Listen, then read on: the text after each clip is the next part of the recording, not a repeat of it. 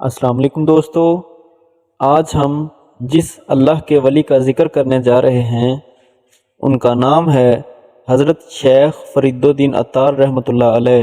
آپ 513 ہجری کو نشاپور میں پیدا ہوئے اور 527 ہجری کو وہیں وفات پائی۔ آپ نے ایک تاتاری سپاہی کے ہاتھوں جام شہادت نوش فرمایا۔ حضرت شیخ فرید الدین عطار ایک بہت بڑے کاروبار کے مالک تھے۔ ایک دفعہ آپ اپنے کاروبار میں مصروف تھے کہ ایک فقیر نے آ کر صدا لگائی کہ اللہ کے نام پر کچھ دو۔ آپ اس فقیر کی طرف متوجہ نہ ہو سکے۔ فقیر نے جب دیکھا کہ آپ اس کی طرف دھیان نہیں دے رہے تو اس نے کہا، تم تو ایسے کاروبار کر رہے ہو جیسا کہ اللہ کو جان ہی نہ دینی ہو۔ حضرت خواجہ فرید الدین عطار غصے سے بولے، جان دینی ہے کیوں نہیں جان دینی، جیسے تم جان دو گے ویسے ہی میں بھی جان دوں گا۔ فقیر نے کہا، بھلا میری طرح کیسے جان دے سکتے ہو، اور یہ کہہ کر سر کے نیچے کشکول رکھ کر لیٹ گیا، زبان سے لا الہ الا اللہ کہا اور روح قفس عنصری سے پرواز کر گئی۔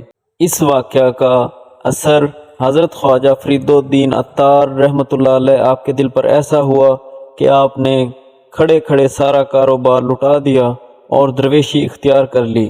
حضرت خواجہ فرید الدین عطار شیخ مجدد الدین بغدادی کے ہاتھ پر بیعت ہوئے اور راہ سلوک میں وہ منزلیں پائیں کہ مرشد کے لیے باعث فخر بنے۔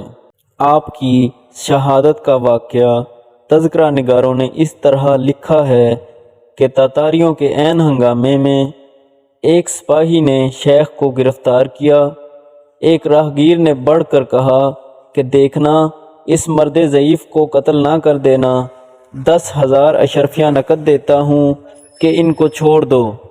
شیخ نے کہا، خبردار، اتنے پر مجھے فروخت نہ کر دینا، میری اس سے کہیں زیادہ قیمت ہے۔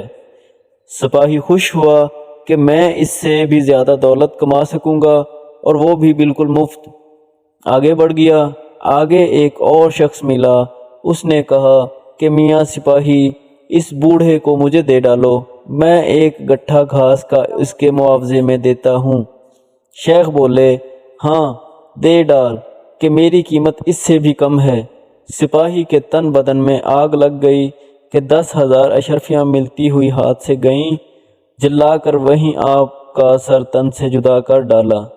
حضرت خواجہ فرید الدین عطار رحمۃ اللہ علیہ آپ نے بہت سی تصانیف چھوڑی ہیں۔ ان میں سے مشہور تصانیف تذکرۃ الاولیاء، مصیبت نامہ، اسرار نامہ، الہی نامہ، دیوان، پند نامہ، وصیت نامہ، خسرو گل، بیر نامہ اور شرح القلب ہیں۔